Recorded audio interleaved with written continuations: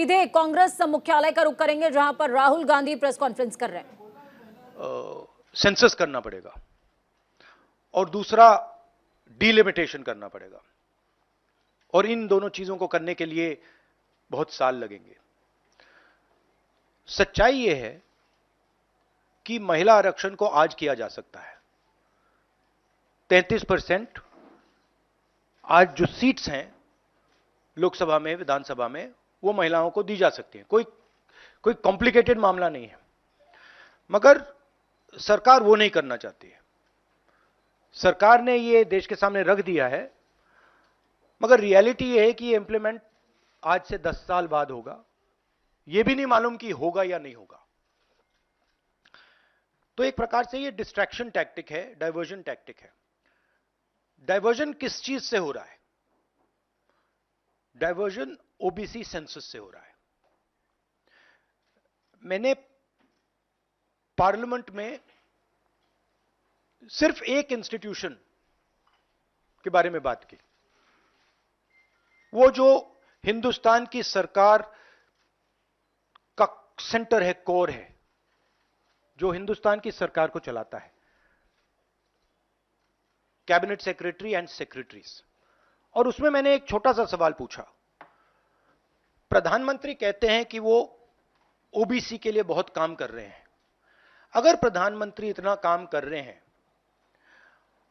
तो 90 लोगों में से सिर्फ 3 लोग ओबीसी कम्युनिटी से क्यों हैं? पहला सवाल। दूसरा सवाल, मैंने यही एनालिसिस बजट को देख के की कि भैया पूरा हिंदुस्तान का बजट क्या है और ये जो ओबीसी ऑफिसर्स हैं ये इस बजट में से कितना कंट्रोल कर रहे हैं और क्या कंट्रोल कर रहे हैं। आदिवासी क्या कंट्रोल कर रहे हैं, दलित क्या कंट्रोल कर रहे हैं। ओबीसी हिंदुस्तान के 5% बजट को कंट्रोल कर रहा है, ओबीसी ऑफिसर्स। तो मुझे बात समझ नहीं आ रही है। प्रधानमंत्री हर रोज ओबीसी की बात करते हैं, ओबीसी प्राइड की बात करते हैं, मगर ओबीसी के लिए किया क्या? अब जब मैंने ये बात बोली, उनका रिस्पॉन्स बड़ा इंटरेस्टिंग है। वो कहते हैं कि लोकसभा में हमारा रिप्रेजेंटेशन है। लोकसभा में रिप्रेजेंटेशन का क्या लेना देना है? मैं कह रहा हूं कि बजट डिसीजन जो लेते हैं, जो बजट को ऑफिसर्स हैं, जो बजट को कंट्रोल करते हैं,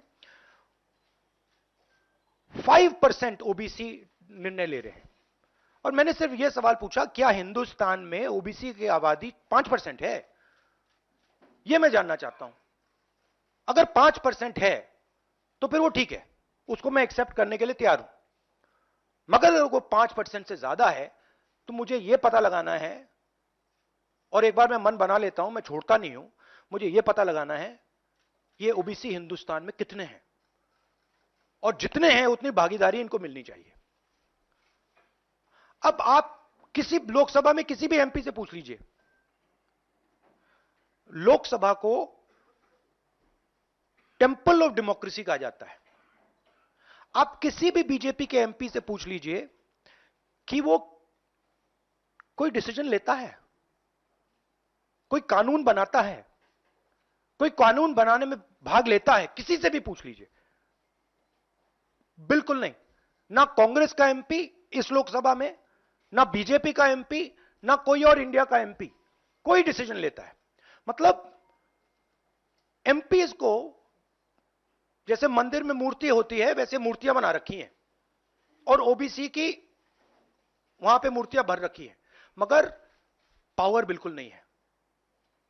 देश को चलाने में कोई भागीदारी नहीं है।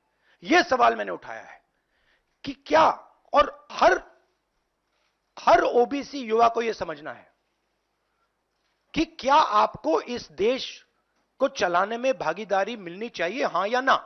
अगर मिलनी चाहिए तो क्या आपकी आबादी 5% है, हां या ना? यह सवाल है। और डिस्ट्रैक्शन इस बात से हो रहा है।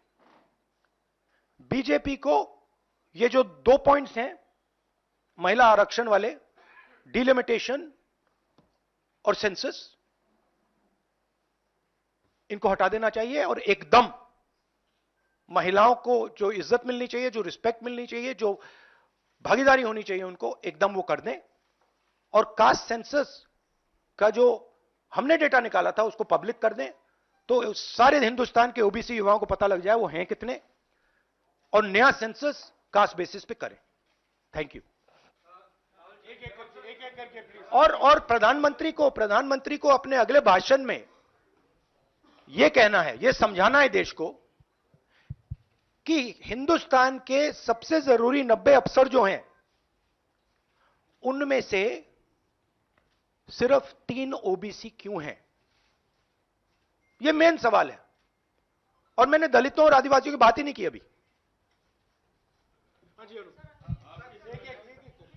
अंग्रेजी में क्या देता हूं। The BJP came up with the idea of a special session. We appreciated that idea.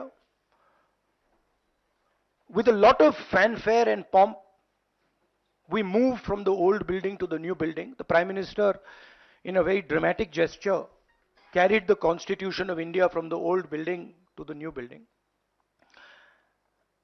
And he said that he is passing a very important law. And we agree with him. Women's reservation is a central step in the empowerment of the women of India, and it is a critical step. But when we read the fine print, we found something very interesting. 2 little subtexts were there. Number 1, this will be done after delimitation. Number 2, this will be done after census. What it means is this bill will be implemented a decade from now. It is not going to be implemented today, and every woman in India should understand this. It is not going to be implemented today, it's going to be implemented, if it is implemented, 10 years from now. So this is a diversionary tactic. It's a way of making everyone's attention move away. The question is, what are they moving away from? And the answer is the caste census. And I'd like to explain why. In my research for my speech, I looked at how many officers in the government of India, the senior most officers are secretaries, how many secretaries in the government of India come from the OBC community, how many come from the Dalit community, how many come from the tribal community. And I was shocked to find that 5% of the secretaries of the government of India, 3 officers in the government of India secretary level are OBC first. And then I asked another question, what budget do they control? And they control 5% of the budget. OBCs, Dalits, tribals, all put together control 6% of the budget. Tribals control 0.1 something of the budget.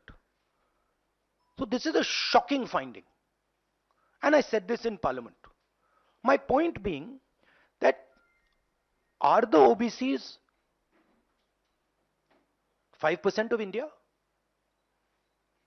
Is that the amount of participation we want of the OBC community?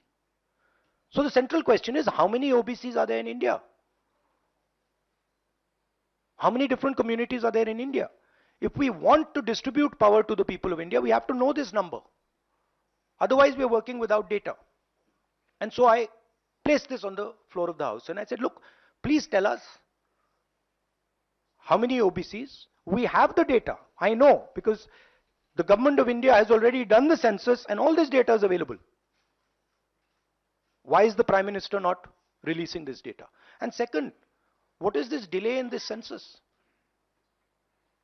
The caste census should be done now, and the last caste census data should be released at once. Now, what was the BJP's answer? Very interesting answer.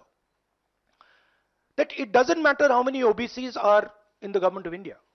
What matters is that we have MPs and MLAs who are OBC. No, that's not the point. Because you can ask any MP or any MLA